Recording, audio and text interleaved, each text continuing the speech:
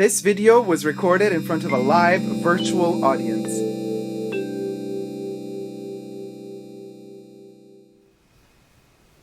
Hi everybody, Dacob here. Welcome back to the Fashion Bunker. I am wearing Dolce Gabbana D&G actually from Fall Winter 1995. These glasses are incredible, and as incredible as they are also very hard to wear. So I'm going to take them off. This was just for the beautiful wow factor of having this historical piece, which is so rare. So anyway, it's part of the Fashion Bunker archives. Today we will be reviewing Dolce Gabbana's PERFUME Red Cap perfume. So we're going to be flying into the 90s, you guys. Flying, soaring through the 90s. Early 90s, mind you. And through the period, particular 1992, when this incredible fragrance was released. So this is going to be a stroll down memory lane in history, fashion history and perfume history. And most importantly, we are going to see in this video, we're going to smell the perfume together, and we're going to also see these objects, not as photos that are going to blend in, but they're actually the real deal. They will be appearing throughout the video. So this is the first Dolce Gabbana history piece, 1995. The D&G shades, which, by the way, hold on, this thing is so delicate and so rare. I have to put it somewhere that it doesn't. Okay. I still have the original 1995 catalog by D&G. So this is their own branded catalog. It's just so amazing. It's a sponge, by the way. So I'm going to show you. There you go, from the brand's own catalog. There they are. Worn by a model. Oh, those were the days, you guys. Those were the days. Oh, the sponge catalog and the photos, the glossiness of them, it's just so beautiful. I mean, we're talking, this was the future back then, you guys. So this catalog is one of my kind of most cherished fashion catalogs in the archives. The sponge is still soft. I preserve it so that it does not lose its softness. This is incredible. It's one of my babies I treasure. Before we get to the review, I would like to thank so much my Tier 1 and Tier 2 members from my channel. I would also like to thank very much my patrons who have joined me on Patreon, superdacob all spelled together on Patreon. If you wish to, you can also become a member today and get extra perks here on YouTube. And you can also, of course, and this is the most important thing, subscribe to my channel. We need as many subscribers as we can to grow and to deliver even more of these archival pieces and show them and share the history and heritage of perfumes and fashion together. So thank you so much for supporting the Fashion Bunker. Let's get straight to the video, and might I add that I do have my live chatters. My live chat is with me. They are chatting as I talk. So I want your input, guys, what you think about Dolce Gabbana PERFUME Red Cap as well. Talia Lissa says, what glass is a few centimeters more and you'd be protected from the illness that shall not be named? Oh yes, that was kind of, these shades aren't shades. This mask is inspired by something that actually Pierre Cardin already did in the 70s. Oh, look how they reflect the light. Oh yes, I'm living. These are so rare, you guys. I mean, they're so futuristic. This is when Dolce Gabbana were at the top of their game. Now, 1992. You know, anybody knows the Girlie show? A little gal called Madonna. Her erotica album, Dita. You know, my name is Dita. I'll be your mistress tonight. Now, this is an Hermes crop. Dolce Gabbana also used to make them. I don't have one, but I have one from Hermes, so I thought, why not use this one, right? We're going to teach ourselves a little perfume lesson tonight. We will be reviewing Dolce Gabbana PERFUME Red Cap, and I do have the current formulation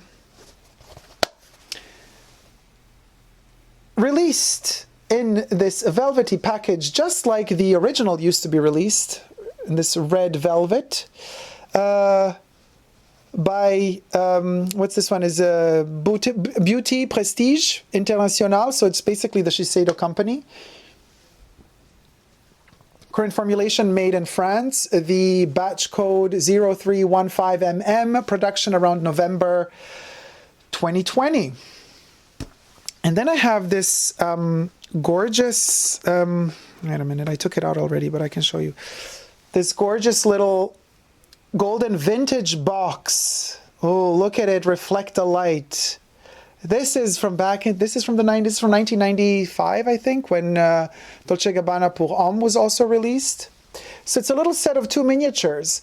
And we're going to use the Pour Femme, the red cap miniature, as our comparison to smell how actually this one was intended to smell as it was produced by Italia, made in Italy.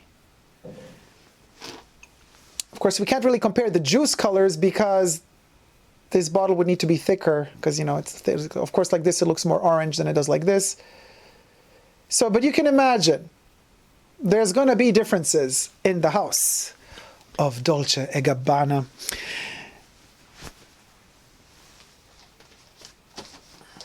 Her name was Dita, and she is your mistress tonight. This is Madonna Erotica, the album record cover, with album version, instrumental version, and radio edit. It's a vinyl. Beautiful photography, by the way. I think this one is still available. If it is, I will put the link, how to get it on Amazon, perhaps, and the affiliates section down below, or affiliates link down below. This is the mood we're going for. This is what Dolce & Gabbana was all about. And when Madonna went on the Girlie Show tour, Dolce & Gabbana created all of her costumes. 1993 was the year. So it was just the year after this one was released. So here's another book, and I'm going to list the link to purchase this one as well. If it's out of production, but it might still be available in the description box down below. I just cannot show all the photos because obviously some of them are very, very saucy. But just to give you an idea, you should check out the Girlie Show, by the way. It's one of Madonna's best concerts. There she is performing. Is it male? Is it female? What does she say here? Is it a combination of the two? This is Madonna hitting androgynous heights already in the early 90s, you guys. See their genders change before your very eyes. We're talking, check this out. I mean, she went there. See their genders change before your very eyes. I mean, this is just like Dolce & Gabbana's perfumes. Just like Dolce & Gabbana's perfumes, genderless and gender fluid.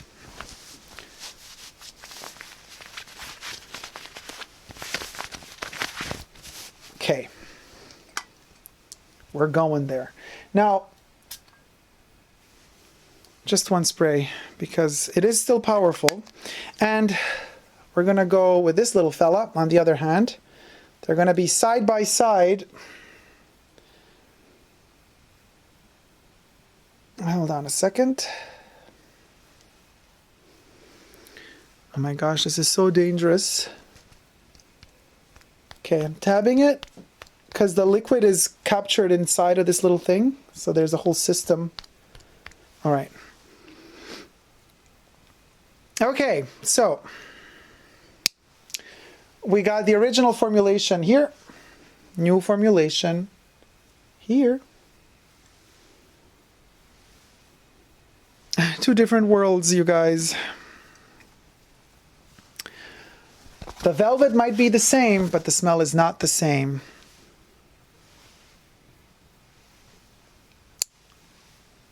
And this perfume is a bit of a puzzle, you know? A bit of a puzzle. Because how do we combine these two? Where do they relate? What's the connection between them? What separates them?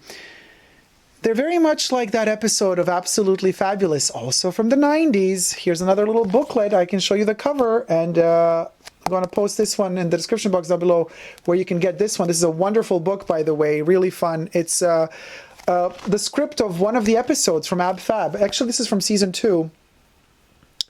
And remember the episode where Eddie is wearing the Moschino jacket, the puzzle jacket?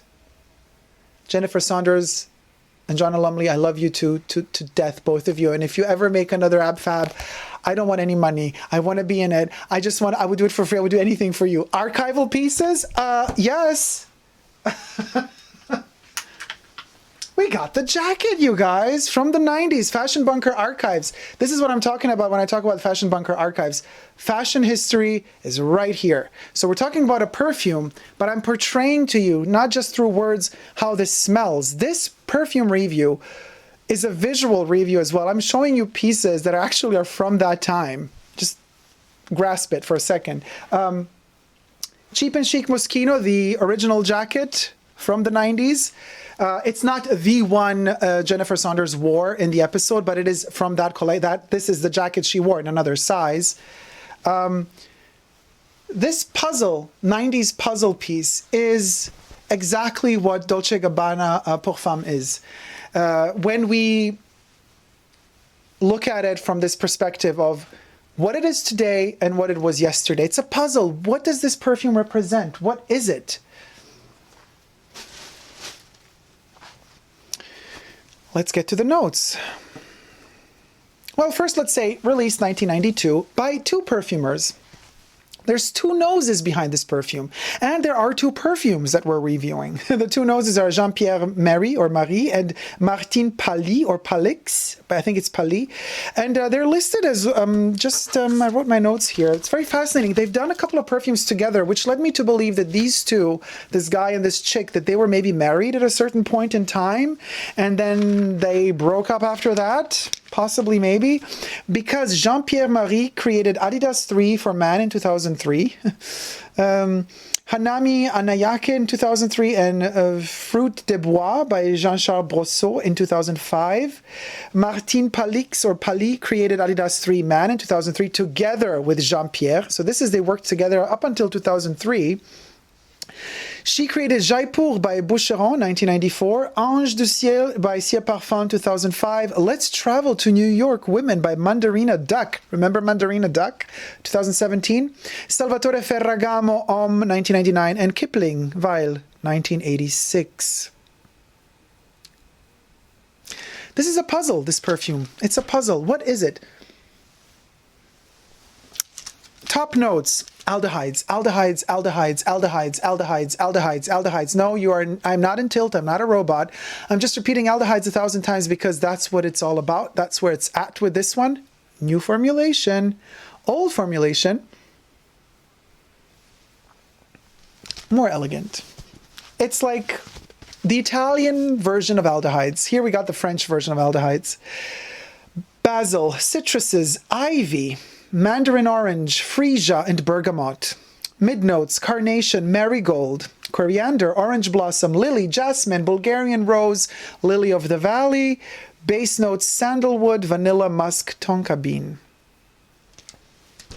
There is no more sandalwood nowadays, you guys. It's all artificial. These sandalwoods are very rare and, So here, the made in Italy sandalwood and vanilla, they're there. From the get-go, it's a warmer perfume. There's warmth in it. It's sensual. Dare I say sexual? We already seen Madonna's erotica. We've seen Madonna's girly show. I mean, we can, how to emphasize it even more? Oh, we could go deeper, you guys. We could go into Madonna's The Book, you guys. This one we cannot open, but it has an X on it for a reason. I'm going to post a link to this one in the description box as well. A little bit of Madonna sex ASMR.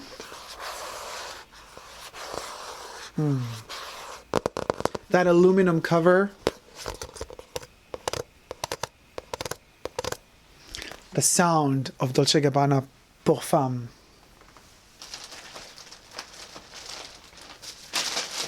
So envision the 90s, right from the get-go.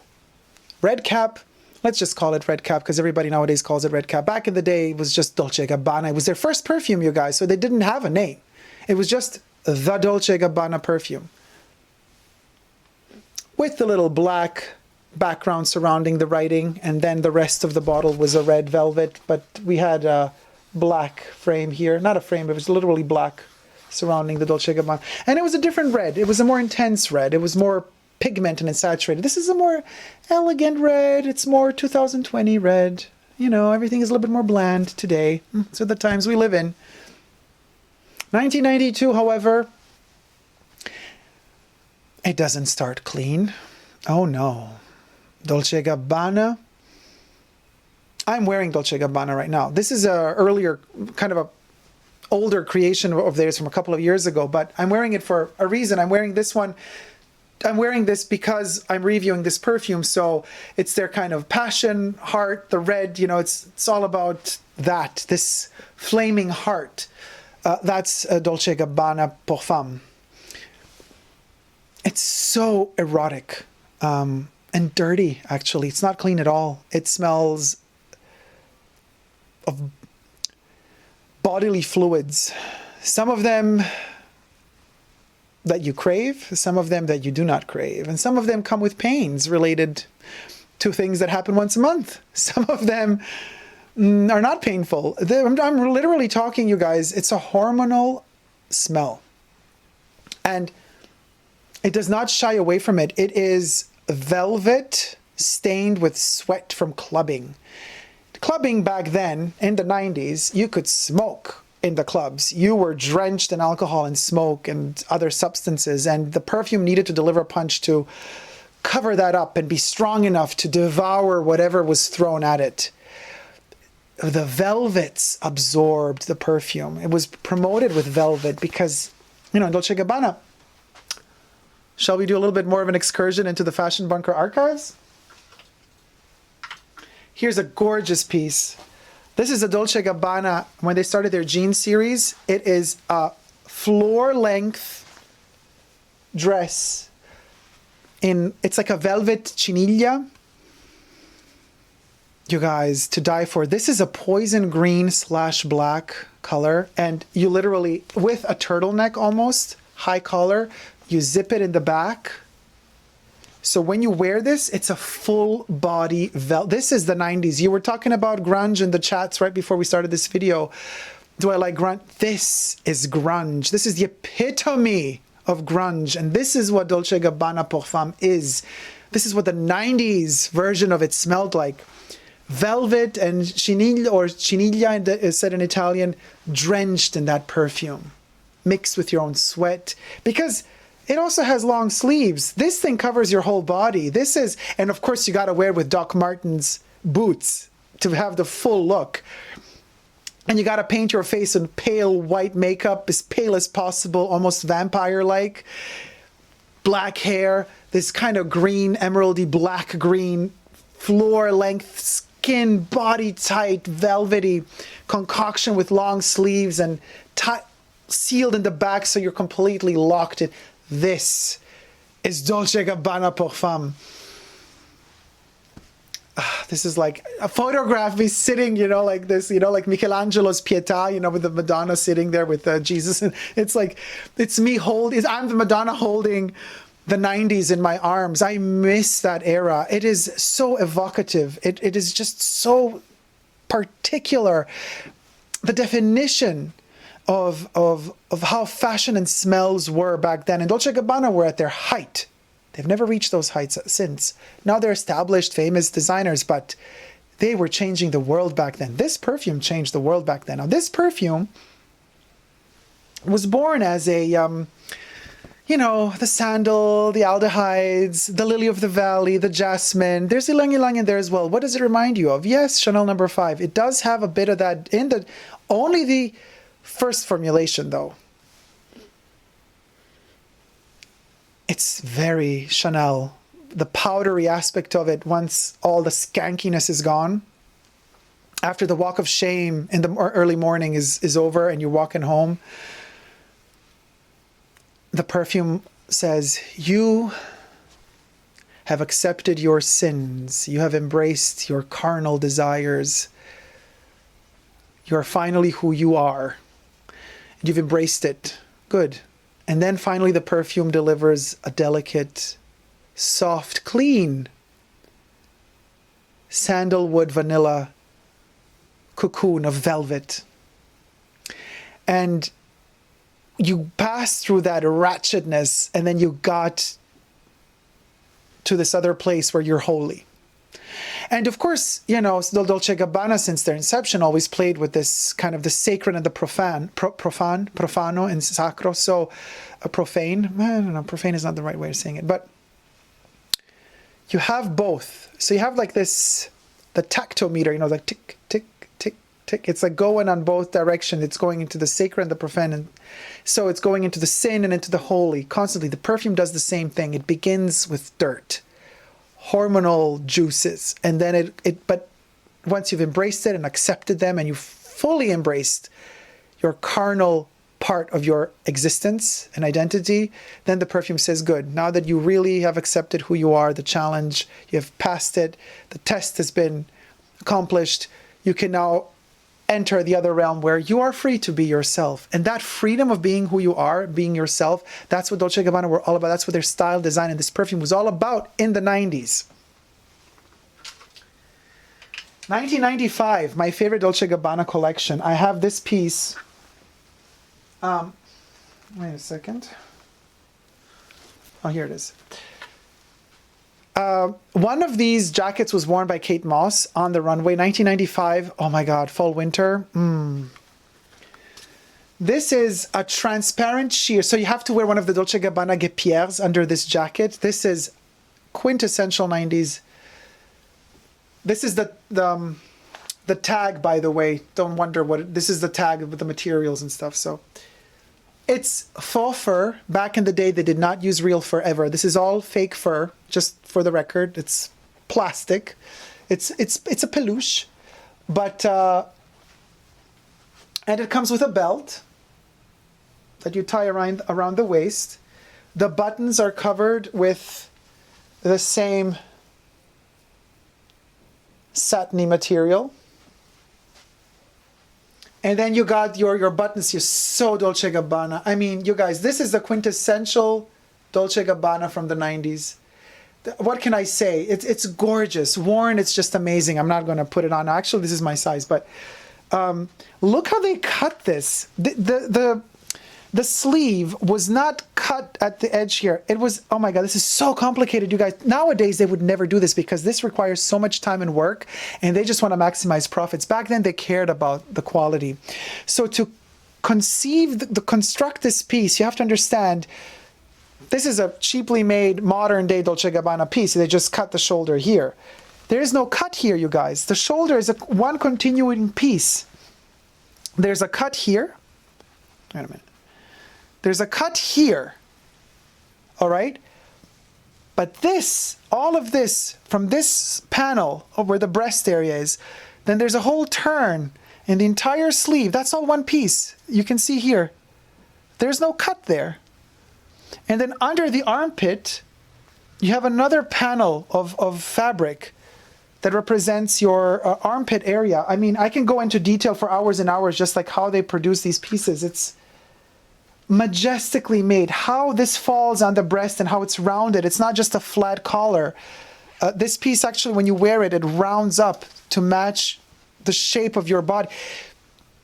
That tailoring, which, because thanks to Domenico Dolce, because Domenico, you know, his family from Sicily, he knew, he brought the savoir-faire to the Dolce & Gabbana brand. Stefano was more always about, you know, the marketing and PR. And he's the big-mouthed one, but you gotta watch out for Domenico because he's the genius of the two in terms of creativity. This is all Domenico. This is, I mean, masterful. This tailoring was applied to this perfume. You see? That's how magical this perfume was. Perfection. Sublime.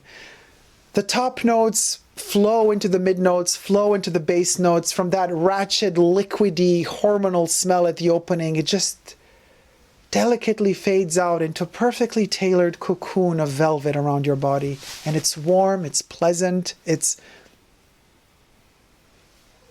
a whole world. It's a whole world of 90s grunge, sensual, absence, total absence of fear to live out who you are. It's incredible.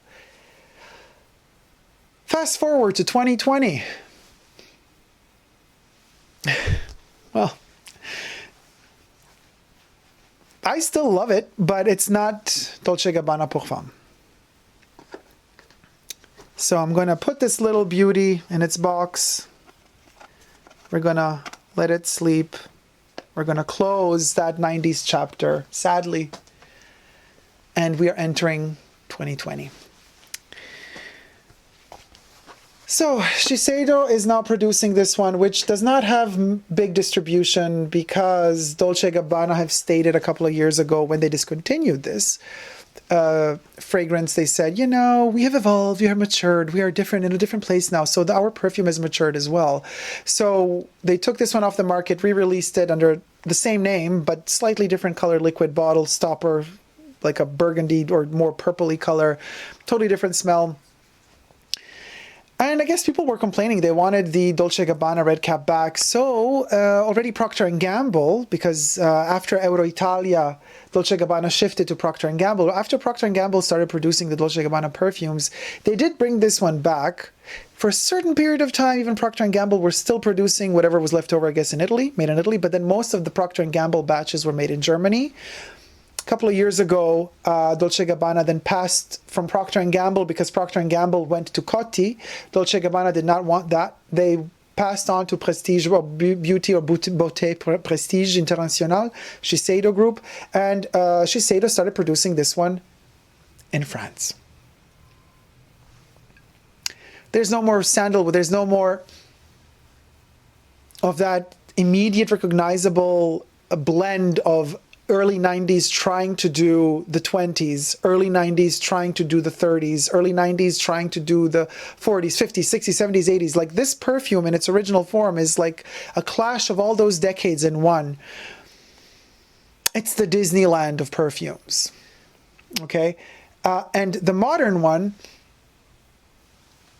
is elegant. It's a floral, aldehydic, clean, in the surface, clean smelling detergent. It's like a French interpretation of Italian, Sicilian and Italian sexuality and that flirtation. French flirtation, totally different thing. It's more detached, more, you know, even envision Catherine Deneuve or Jane Birkin, or envision Brigitte Bardot, you know, or even Romy Schneider, who was German but spent most of her time shooting films in France. You know, that kind of cool, detached beauty, you know, that Belle de Jour with Catherine Deneuve from a movie by Louise Buñuel. She's hypersexualized. In the whole movie, she is so horny. She just wants sex all the time. She even becomes a prostitute by day because she wants to be possessed. But whenever we see her, she's languid. She's cold. Very, very French. She's very detached. Very, oh yeah, yes, okay, yeah, we can have sex. Yeah, sure. Yeah, you know. Oh, in Italy, Anna Magnani, the representation, one of my favorite actresses of all time. How fiery and zesty Anna Magnani was in every scene. Even in scenes where she's crying because she lost a husband in a movie or something, she's sexual even then. Even there, she's all over the place. Her hair is messy and she's just raw sexuality and tension. And that's what Dolce Gabbana pour femme was in the 90s. And what it is today, it's more the Catherine Deneuve. It's more the Romy Schneider. It's more that 60s, or Jean Moreau.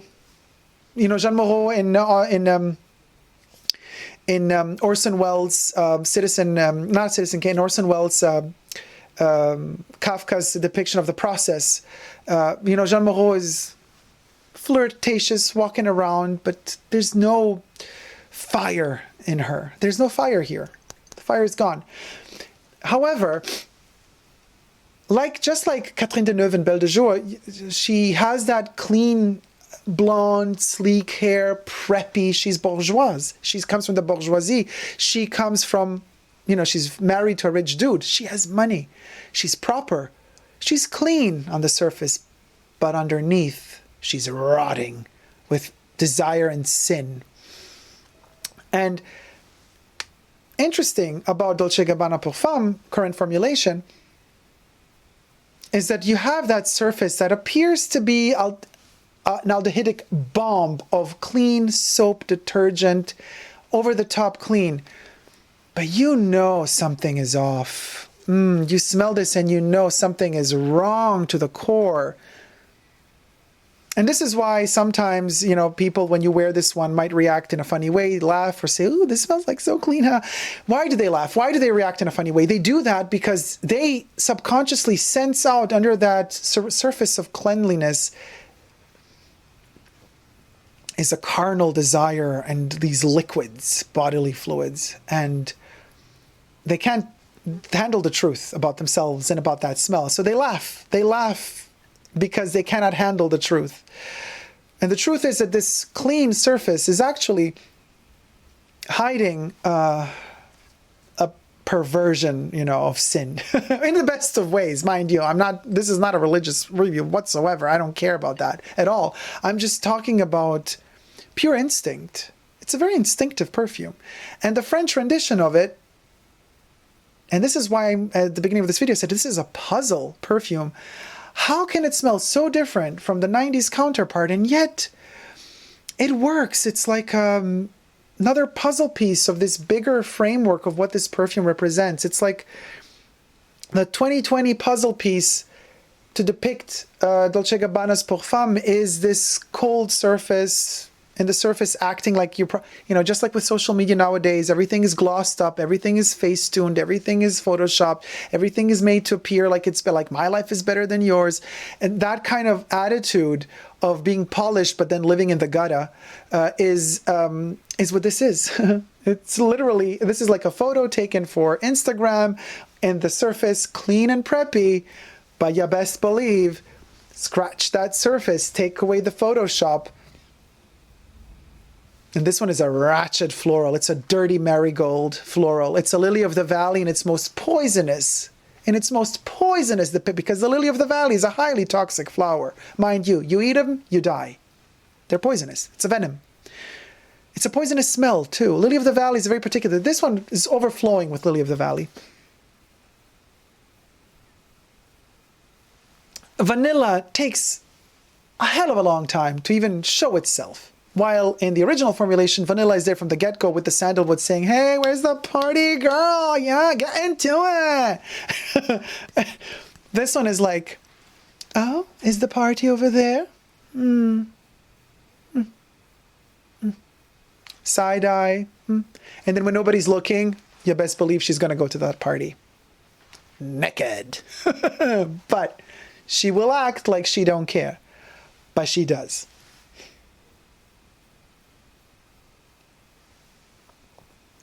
It becomes powdery. It mimics in the dry down what the potency of the 90s variation of Dolce Gabbana Parfum, but minus the dirt from the top notes. Like this one in the top notes, as I said, polished. Annoyingly clean almost, to a point where it's obnoxiously clean. It's like, I am preppy. And you're like, you said it already 50 times. We get it. You're preppy. And then when everybody's like done with it, then this perfume's like, oh, so everybody believes me? Everybody fell for it? Hold on a second. Let me take off all my clothes and show them what I really am. And that's where the toxicity comes in, which I adore. However, I adore this one as its own creation. It's its own puzzle piece. It is not, and I repeat, it is not the 1992 formulation of Dolce Gabbana de Toilette. This is the Dolce Gabbana de Toilette of 2020.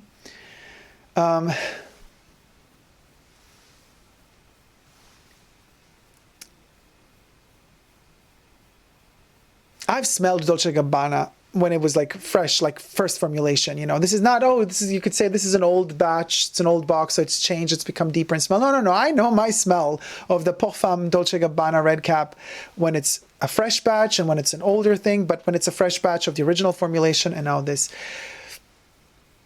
I love this as its own perfume with echoes of memories of what it used to be. Now, usually we say that reformulations are always bad for perfumes. They're never as good as the original. Why change the original if the original is great? But we have come through our researches together and our journeys on the channel together. We have come to encounter some amazing reformulations like Lulu's Cacharel fragrance. You could check that review out on my channel as well. The reformulation of Lulu is, to my nose, better than the original Lulu. Just, it's a wonderful game of memory, of an homage to the 80s. Works very well. Then we've encountered other perfumes on my channel like Fendi, the first fragrance by Fendi, and a majestic perfume, but its reformulation is the most terrible, obnoxious thing you've ever smelled. It has nothing to do with the original. Not just it has nothing to do with the original. It smells. It's vile. It's vile that they even put the name Fendi on it. I do not understand how they could have done that. So there's that terrible example of reformulation. This one, what is this? Is it a terrible reformulation? Is it a great reformulation? Dare I say it's its own creation, because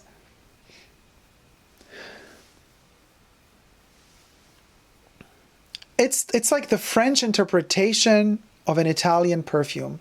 And it's also the way the French would envision Italian lifestyle in the 90s, like mirroring Italian lifestyle from the 90s in Paris in the 90s. This is what you would have gotten. What I want to say is this would have been the perfume in the 90s had it been released in France.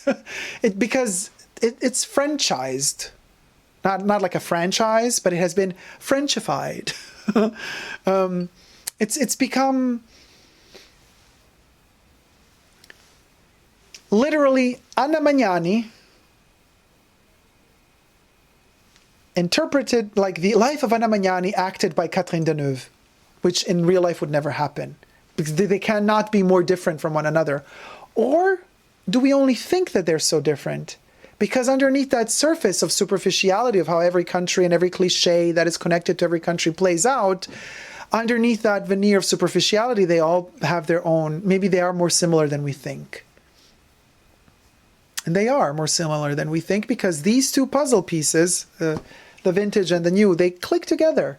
They are two puzzle pieces after all of this one bigger picture. And I'm very curious to see how this bigger picture will evolve in the future, because, you know, people have been complaining to Dolce & Gabbana saying, like, why don't you release this one? So there have been talks, there have been rumors that Shiseido might be releasing this one on a world scale. Up until now, it's only been available literally on Amazon. You can't buy it at any Dolce & Gabbana counter. For the love of me, I don't understand. If you're still producing it, why not make it available, readily available? Apparently, or allegedly, they have said that it's because they don't want to confuse the customer between the newly launched Dolce & Gabbana Parfum and this one. I'm like, people ain't stupid. They're going to figure it out. And you just don't want them to buy this because this is better than the junk you just brought out under the other bottle. So as different as this is from the original, it's still its own creation. And it is a wonderful puzzle piece that clicks in perfectly with what it used to be. They don't clash. They kind of regulate each other. And I love them both for very different reasons. This one because it's dirty from the get-go and then it gets clean later. This one I love because it's clean from the get-go, but it gets dirty later. You see what I mean? Total opposites. Diagonally opposite. Diagonally opposite.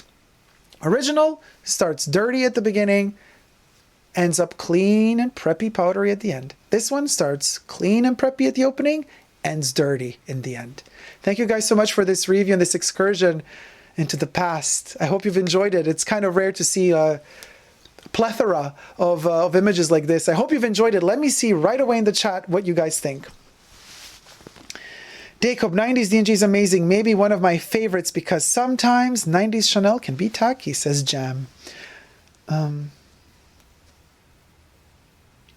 Red Cupid Bow Lips, imagine storing those glasses in the box and in your handbag. You need a reasonable size bag. Yeah, you don't. These are made just for exhibition. Really, Robert says, yes, erotica album. Yeah. Well, this was just the erotica single, but yeah. After that segment, I will have to smoke a cigarette and take a cold shower. Oh, yes, Robert. I suggest a cold shower. Helen says, almost 30 years. Yeah. Almost 30 years old and still kicking butt like from here to Tallahassee. Ian Porcher says, I was in Italy studying when this came out. Italian girls loved it. Today's formulation is quite different. I don't like it probably because I still have some old juice around which simply smells better. Emilia says, oh, the made in Germany version doesn't have the D&G logo on the top of the box. This one does.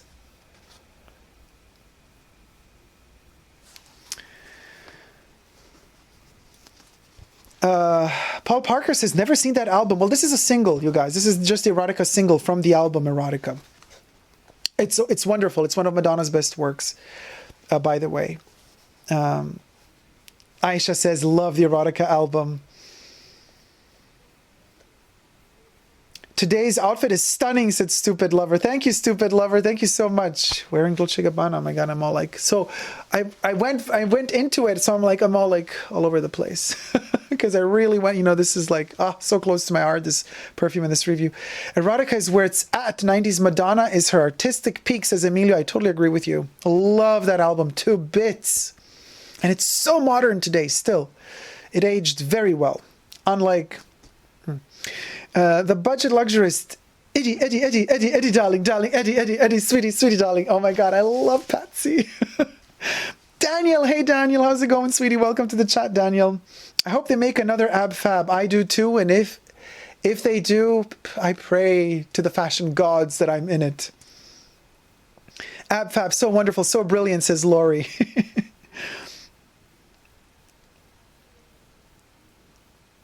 Emilia says about the Dolce Gabbana newly released, I guess, Aldehydes Overload. You obviously didn't understand the album, but hey, to each their own. I see erotica as the wait, who? I? Oh, you didn't mean me. You were talking to somebody else, Emilia, because I understood erotica. Trust you, me. Caroline Jansdottir says, oh, the vintage one. Yes, baby, the vintage one.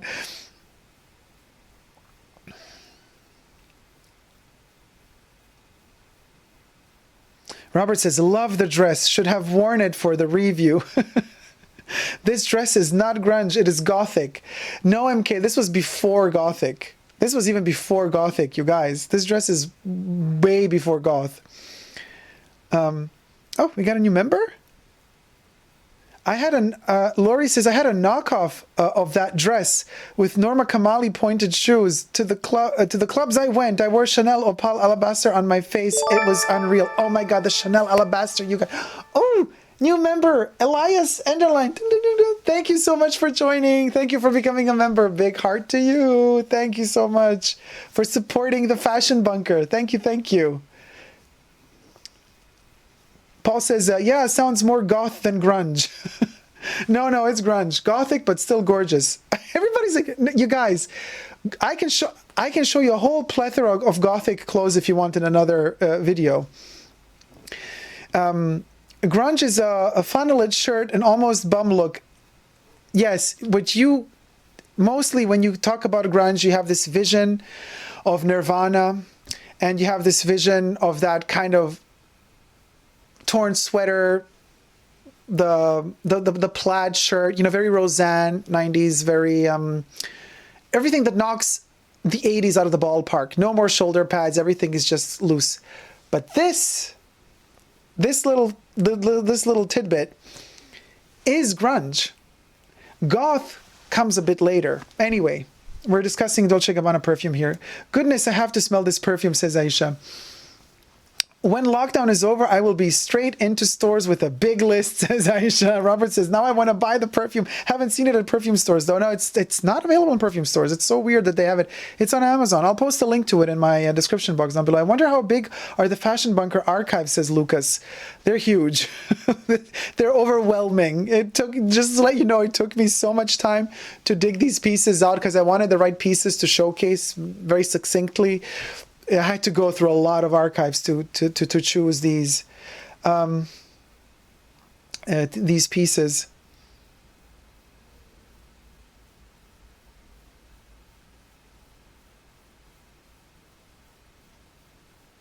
Wow, so many chats. Sorry, guys. I'm just... Emilio says, just dabbed around 20 drops of the pure perfume on my wrist heaven. Good point, Emilio. There has also been, of the original formulation, a pure perfume that was released, like a limited edition. It was a very special, more concentrated juice even than the Eau de Toilette, obviously. The smell was the same, but more deep, more intense. It attaches itself more to the skin. It stays closer to the skin, but it is more intense. It's more wide rather than, you know, deep, and it's wonderful, and it is very rare because it wasn't, you know, produced massively like the Eau de Toilette was produced for many, many years. But yes, there is also a pure perfume out there if you can hunt it down. Of the new formulation, there is no pure perfume. They just do the Eau de Toilette.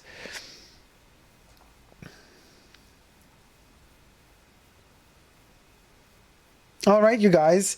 So thank you so much for all your comments in the chat. I hope you've enjoyed this review, Dolce Gabbana Parfum, the red cap. If you love it, like I do, enjoy it. And let me know in the comment section down below what you think about the differentiation between the OG version, the made in Germany, the OG made in Italy version by Euroitalia, the Procter & Gamble made in Germany version, and the Shiseido made in France version, which is available now.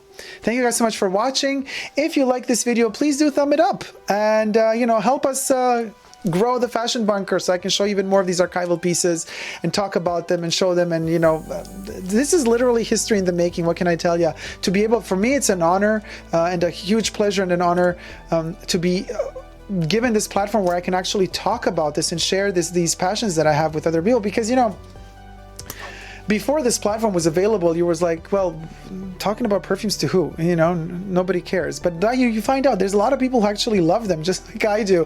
Fashion history. A lot of people, you know, love it just as I do. But now, thanks to the virtual experience, you get to know people on the other side of the globe that you wouldn't have known otherwise if it weren't for the internet. So I am very grateful for this platform. I'm really, I find it also very humbling, and it's just a wonderful way to connect and to share passions and to also share knowledge, because knowledge is what makes us grow. Knowledge is our future. Knowledge is what's going to save us in the future. I truly, firmly believe in that. So, and I truly, this might sound quirky to some, but I truly believe that perfumes are what's going to save us in the future. Love and perfumes, obviously, and also our love of perfumes, because they wake up memories, they unlock memories, beautiful memories most of the time, sometimes not so beautiful memories, but most of the time beautiful memories.